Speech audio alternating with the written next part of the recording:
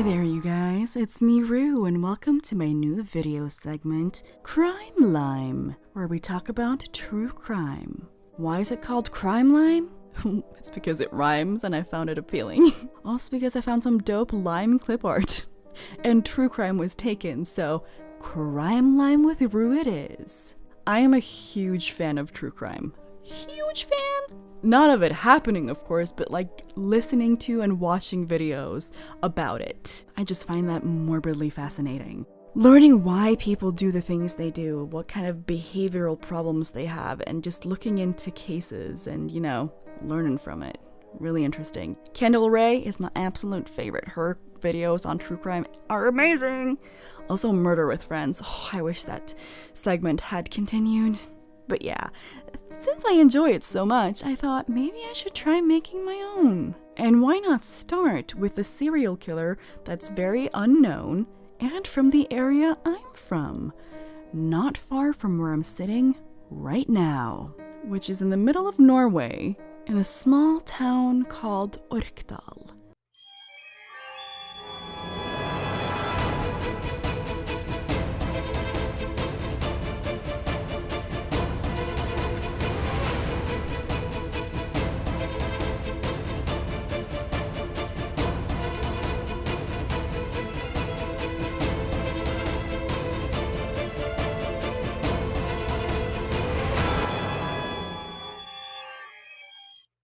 This happened in the 70s, and it was a super small town with only about 9,500 people. Not really where you'd think a serial killer would have a crime spree, but that's exactly what happened. Starting in 1977, in the local old folks' home, a string of mysterious deaths started occurring. Now, these people were old and some of them were ill, but it was still mysterious and suspicious because even though they were old and maybe sick, they weren't dying per se. And people started to get really suspicious of the new head of the facility, a nurse named Arnfinn Nesset.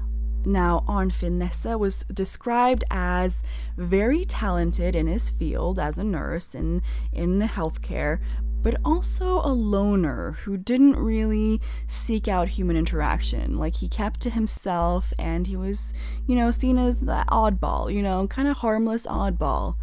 And for the most, he was. Harmless oddball. That is unless you were so unfortunate to be elderly and sick in his care. Now, some people might say, oh, maybe he was an angel of death, someone who comes in and relieves people who are sick, suffering, who actually want to die. That's not what he did. Because what he did is chemically choke them to death with a potent muscle relaxant that you give people when they're going under anesthesia and they need a breathing machine to breathe. But he didn't give them a breathing machine, so he literally choked them to death, chemically. And he didn't do it because he was so merciful. He did it because it gave him a thrill, which he was oh so happy to talk about when he talked to the detectives when he was arrested in 1981. That's right, he started in 1977, and he kept going until 1981. Now, people had been suspicious of this guy for a long time, but they couldn't really prove it. So, as much as 60 suspicious deaths were investigated. And even though he knew that he was under suspicion and that people were onto him, he just kept on killing. Other medical staff who worked at the old folks' home would be in the room with a patient and check their vitals, and the patient would be completely fine, completely normal. Then they would leave the room, and minutes later, that patient would have a medical emergency. And guess who they kept finding in the rooms of these patients who seemed completely fine minutes before, but then suddenly had a medical emergency? Yeah, Arnfinn Nesset. Now, once if this happens, it's like, oh, that's just sad and unfortunate, right? Second time it happens, that's an odd coincidence. The third time it happens, nah. It's getting creepy, isn't it? Yeah, people were really suspicious of him. That must be so horrifying, though, knowing that you're working with someone who's probably killing people, but you can't prove it. And he's the boss of the place, so you can't really do anything about it. Also, he got more and more ballsy. There were instances where he would call the relatives of whatever patient he was planning on murdering, tell the relatives that they really had to get down there because their loved one was having a medical emergency, and it was life and death and they really had to hurry. So of course the relatives would hurry down there, only to find that their loved one had just passed away, or they passed away just as they arrived. So he literally timed it so that he could feed off of seeing people lose a loved one. So apparently it wasn't enough for him anymore to watch people die. He also needed to feed off of watching people lose a loved one. Just sick and twisted. Now, when he was arrested, he sang like a canary. He was just like, this is what I did, this is all the people I killed, this is how I did it. And when they asked him why, he was just like, oh, it gave me such a thrill. Like, just seeing them like die and knowing that I was injecting death into them, I loved it. When they tried to determine whether or not he had felt any guilt for what he had done, he showed none. Literally, he had been killing people and watching them die, but he showed no remorse, or he didn't feel bad about it at all. Like, he just felt like they deserved to die. And his remorselessness was really emphasized when they went to his house and searched it, and they found just a stash of Curacet, the muscle relaxant he used to kill people with. And just to put it in perspective, that is not a drug that you will ever need in an old folks' home.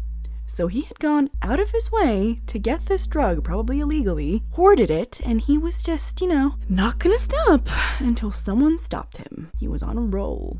Now, when they asked him why he did it, all of a sudden, he didn't want to talk anymore. He was described as a really careful guy. Like, he didn't want people to know things about him. Like, he didn't want them to analyze him. He wanted to be in control. Like, that's just him. Seems like he wanted to be in control, just like he wanted to be in control when he killed people, and he didn't want the detectives and the psychologists and stuff to know things about him and to be able to figure him out. All in all, he confessed to 27 murders. Something he later revoked, though. He was just like, oh, you're gonna take me to trial. Actually, I didn't do it at all. Oops, silly me. But that didn't work. People saw right through him. And even though he was very uncooperative and to letting forensic psychologists know oh, what is this guy about, when they were trying to figure out whether or not he was insane, which he was deemed not to be, he was very much not insane. He was fully aware what he was doing. He was very intelligent, and he was just a remorseless, smart guy. Just a narcissistic sociopath type of dude. But they never formally diagnosed him with such a disorder, even though they said that he had some sort of personality disorder, because he just refused to work with them. He refused to let them in on who he was. Just clammed up. During the trial, he really showcased what an unpleasant person he was underneath his facade. He was really arrogant, really indignant, really just seemed annoyed and offended that they would even question him or put him in his place. I think he liked to have control, and he didn't like to be put in his place and to be treated as if he's not the smartest person in the room or he's not in control. People have come out later and said that if you were alone with him and you were in a conversation with him and you did something that he didn't like or disagreed with him, he could be really malicious, have this really aggressive, angry, all of a sudden it was a different person than he would display to everyone else when he was around more than one person, And a lot of people suspect that this is the kind of mannerisms that he had when he was alone with his patients, especially the ones he was going to kill. I don't know if anyone actually reported him, any of the patients that didn't die or before they died, but even if they did, maybe people didn't believe them, Maybe they were like, oh, this person has dementia, has Alzheimer's, they don't know what's going on. And Arnfinn seems so nice, he couldn't possibly be this horrible, aggressive, malicious person. That's just ridiculous. And then it turns out he is all those things, and he was actually killing people. So, if anyone did report him, it was a huge mistake to just brush that off as being oh, old people just make things up. People should take that more seriously, you know. I think that's really a big problem in old folks' homes, that a lot of people get away with treating elderly people really horribly, and no one really believes the old people, like, oh, you're being over dramatic. Like, they treat them as if, like, oh, you're just making things up. And I think that's a big problem, you know, that was really highlighted by this case. And the fact that he seemed so annoyed in the court really underlines why I think he is a full-blown narcissist. I also think he's a sociopath, but narcissists don't like being told that they're not the center of the universe. They don't like being held accountable for things. They don't like, how dare you question me? How dare you? Because they think they're better than everyone else, you know? And everyone's beneath them, and yeah, just malicious, you know? Now, no one believed him, of course, when he was just like, actually, I didn't do it. And he was sentenced to Norway's harshest punishment, 21 years in prison. He was actually only convicted of 22 deaths. I guess after he withdrew his confessions, they could only convict him of what they could prove. But a lot of people suspect that he killed a lot more people. Now, here's the thing. People have been sentenced to 21 years in prison, but not been released. Because after your 21 years, when you've served them, they evaluate you to see if you've been rehabilitated and if you're a danger to society or not. Now, as probably a sociopath, which he probably is, I can imagine that he was really good at playing by the rules. He's described as, a model prisoner and stuff like that, and he did get out after 21 years. And he is currently very much alive, and he's living out his best life, ironically enough, as an elderly man. I wonder how he feels being an old man now, because he is now the victim demographic that he was targeting. I wonder if he thinks to himself, ooh, I'm old, I should die, or if he's just like, no, I'm different. I wonder if he can even put himself in other people's shoes. I wonder if he has that capacity. I mean, he did kill a bunch of people without any remorse, so I'm guessing not. Now, people may say, why did he hate elderly people so much? Turns out that when he was a child, he was forced to care for his elderly grandmother, who was sick, and they suspect that he didn't have a lot of empathy towards her, if he's a sociopath, and that he was pretty resentful of the fact that she didn't just up and die so that he didn't have to take care of her, and that whenever he worked at the old folks' home and saw elderly people who were sick, it literally made him want to kill them all. So he wasn't a dangerous man, except to the old and sick. Now, personally, I wonder, is he a danger to society?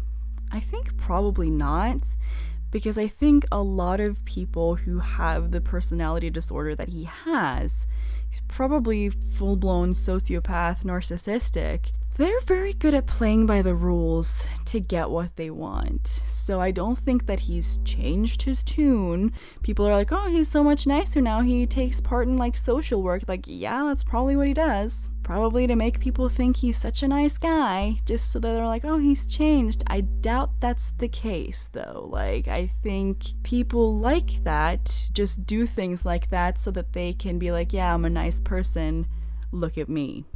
Just so that they can be free, because it serves him better to not be in prison, So I don't think he's a danger to society, but I don't think it's for the right reasons. I think he's self-servingly not a danger to society. Although a very valid case can be made that whenever he goes into elderly care, like a retirement home, if he ever goes to live in one, they would have to monitor him pretty closely. I think there would be a very valid concern that he might slip into his old habits and maybe inflict some of his terror on his roommates. You never know, it could trigger him to want to kill again, live out the good old days if he's ever in an old folks' home again. What do you think? Do you think the Norwegian justice system is too lenient? Do you think he should still be in prison?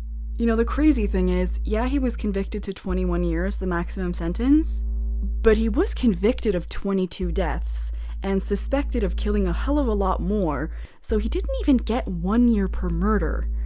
That doesn't seem very fair, especially to the people left behind, of all the people he murdered. Although I'm all for the whole rehabilitation and stuff, I just don't think that sociopathic people should just be able to calm themselves out of the system and be like, oh yeah, I served my time, I'm all good now. Like, if you have that personality disorder, I don't think you can be cured from it. Not really, no. Oh, and I almost forgot to include this bit, but this is juicy. There was a documentary by a Norwegian TV channel that was just aired about Arnfinn Nesset. I hated the documentary, by the way. They were harassing jurors. Not smooth and not okay. But in the documentary, it was revealed that people viewed him as being so harmless that professionals were just like, yeah, we don't even believe he did it, because he's just so nice and harmless.